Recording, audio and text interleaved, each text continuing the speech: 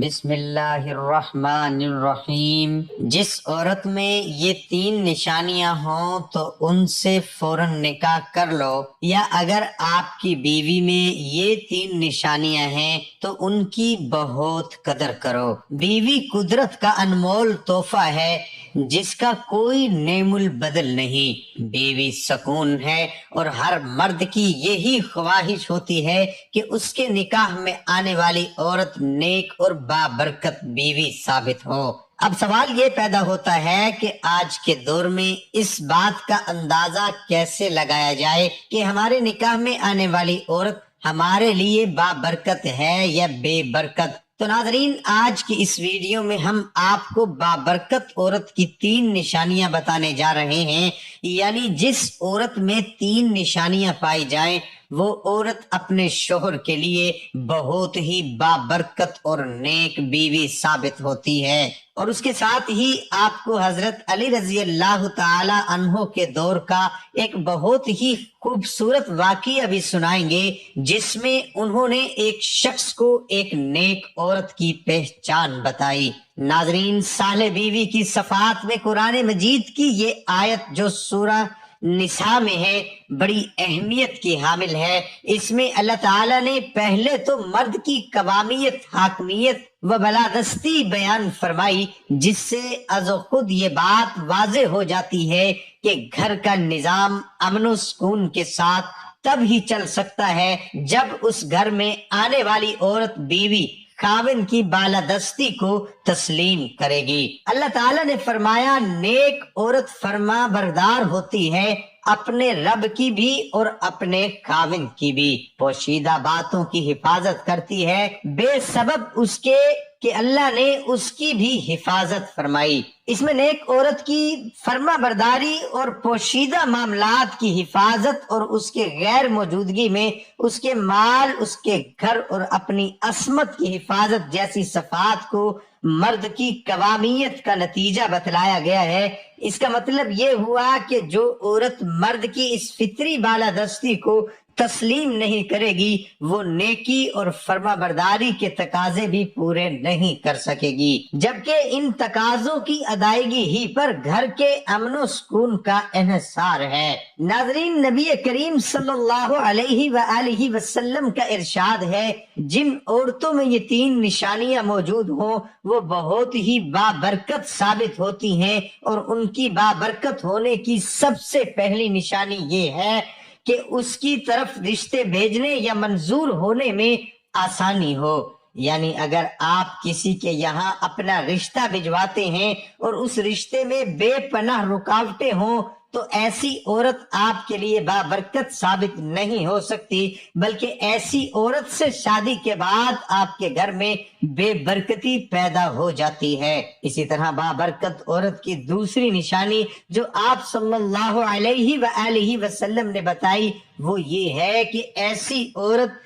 جس کا مہر آسان ہو وہ بھی آپ کے لیے بابرکت ثابت ہوتی ہے۔ جیسا کہ آپ نے دیکھا ہوگا کہ آج کل معاشرے میں حق مہر میں جائیداد، بنگلے، گاڑیاں لکھوا دی جاتی ہیں۔ نبی کریم صلی اللہ علیہ وسلم نے ارشاد فرمایا، اگر تم کسی ایسی عورت سے شادی کر بھی لوگے تو وہ تمہارے لیے بے برکتی لے کر آتی ہے۔ یعنی جس عورت کے حق مہر میں طرح طرح کی پیچیدگیاں اور مشکلات ہوں تو وہ بھی آپ کے لیے بابرکت ثابت نہیں ہو سکتی۔ اسی طرح بابرکت عورت کی جو تیسری نشانی آپ صلی اللہ علیہ وسلم نے بتائی وہ یہ ہے کہ اس کے یہاں بچوں کی پیدائش میں آسانی ہو۔ اس بات کا مفہوم یہ ہے کہ اگر آپ شادی کرتے ہیں تو اللہ تعالیٰ آپ کو آسانی سے اولاد جیسی نعمت سے نواز دیتا ہے، تو اس بات کا بھی اس طرف اشارہ ہے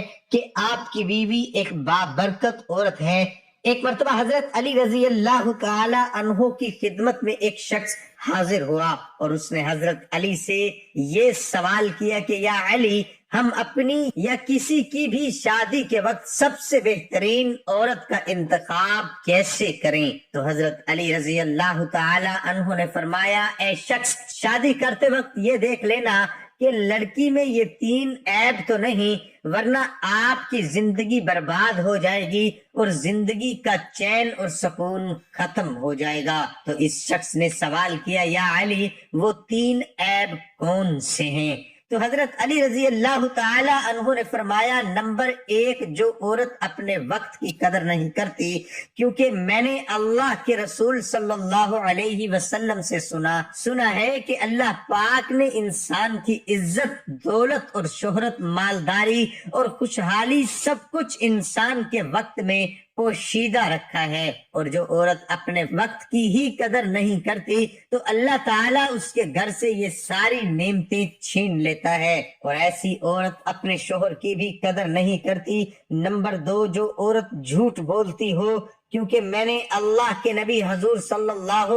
علیہ وآلہ وسلم سے سنا ہے، ہر گناہ کی شروعات جھوٹ سے ہوتی ہے، اور جس عورت کے اندر جھوٹ بولنے کی عادت ہو وہ اپنے شوہر کے سامنے بھی ہمیشہ جھوٹ بولتی رہے گی، اور اسی طرح جھوٹ کی بنیاد پر وہ گھر کیسے بسائے گی، اور اسی طرح وہ اپنی زندگی کو تباہ و برباد کر لے گی۔ نمبر 3، وہ عورت جو اپنے سے سامنے والے مرد اور عورت کو حقیر سمجھے، ان کی عزت نہ کرے، ان کو ذلیل کرتی رہے، کیونکہ آپ صلی اللہ علیہ وآلہ وسلم نے فرمایا، اپنے سے افضل اور اعلیٰ انسان کی تو ہر کوئی عزت کرتا ہے، لیکن سب سے اچھا انسان تو وہ ہے جو اپنے سے کمزور لوگوں کی عزت کرتا رہے، کیونکہ جو عورت لوگوں کو حقیر سمجھتی ہے، ان کی عزت نہیں کرتی، تو وہ شادی کے بعد بھی اپنے شوہر کی کبھی بھی عزت نہیں کرے گی، جس کی وجہ سے وہ کبھی بھی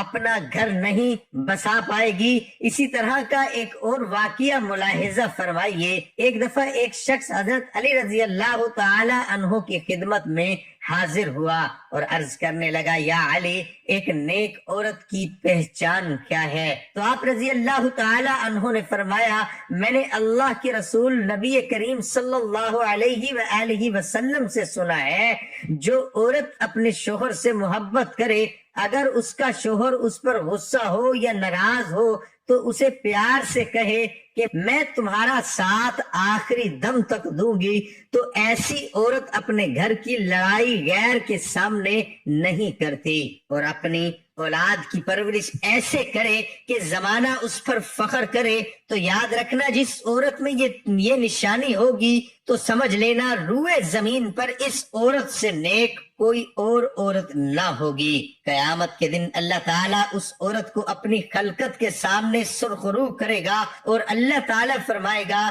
کہ یہ عورت جنت کی حقدار ہے، کہ یہ وہ عورت ہے جس نے اپنی زندگی میں ہر دکھ پر صبر کر کے مجھے راضی کر لیا۔ رسول اللہ صلی اللہ علیہ وسلم سے پوچھا گیا، کون سی عورت بہتر ہے؟ آپ صلی اللہ علیہ وسلم نے فرمایا، وہ عورت جب خاوند اس کی طرف دیکھے تو اسے خوش کن نظر سے دیکھے، جب خاوند اس کو کسی بات کا حکم دے تو اسے بجا لائے، اور عورت اپنے نفس اور خاوند کے مال میں اس کی خواہش کے برعکس ایسا رویہ اختیار نہ کرے جو اس کے خاوند کو ناپسند ہو۔ اس حدیث میں فرما برداری کے علاوہ چند اور صفات بھی بیان ہیں، ان میں ایک صفت یہ بیان کی گئی ہے کہ خاوند اس کی طرف دیکھے تو اس کا رویہ اور اس کی حیت ایسی ہو کہ خاوند اس کو دیکھ کر باغ ہو جائے۔ اس سے ایک بات یہ معلوم ہوئی کہ عورت مسکراہٹ کے ساتھ خاوند کا استقبال کرے، منہ بنایا ہوا نہ ہو، خفگی اور ناراضگی کے آثار چہرے پر نہ ہو، غصے میں بھری ہوئی نہ ہو۔ ایک صفت یہ معلوم ہوئی کہ اپنی عصمت و آبرو کا پورا تحفظ کرے، اور کسی بھی وقت اور کسی کے ساتھ بھی ایسا رویہ اختیار نہ کرے جس سے خاوند کو کوئی شکایت پیدا ہو یا اس کی مردانہ غیرت و حمیت کے خلاف ہو۔ اس لیے ایک حدیث میں عورت کو یہ تاکید بھی کی گئی ہے کہ وہ گھر میں ایسے کسی شخص کو آنے کی اجازت نہ دے جس کو خاوند ناپسند کرتا ہو۔ اللہ پاک سے دعا ہے کہ وہ ہمارے گھروں کو آباد رکھے، میاں بیوی کے ازواجی تعلقات محبت و نصیحت اور خیر و برکت عطا فرمائے، آمین۔